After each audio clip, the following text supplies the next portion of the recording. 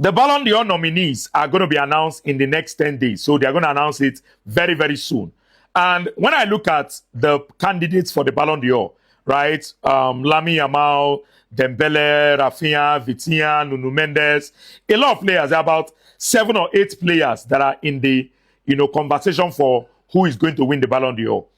I feel that this year's Balon d'Or is going to be very, very controversial because whoever you give the Balon d'Or to, there will be complaints, there will be murmurs, right? And I feel like this season, we've not seen any clear favorite.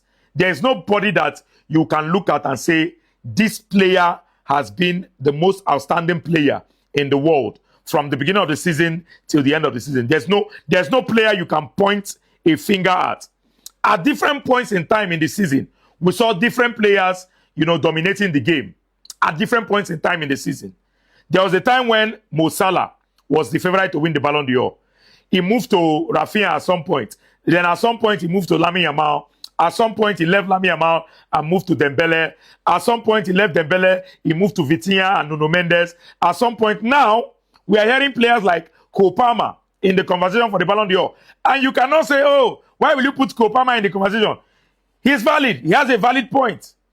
He was the best player in the just concluded Club World Cup. So he has a valid point to be there, right? So there are so many players that have a valid claim to the Ballon d'Or based on performance, based on trophies won, based on different criteria. But when I look at it, I think the voters are going to find it difficult to choose a winner. But at the end of the day, whoever emerges as the winner of the Ballon d'Or totally deserves it because this year we've seen different players turning up at different stages and at different competitions.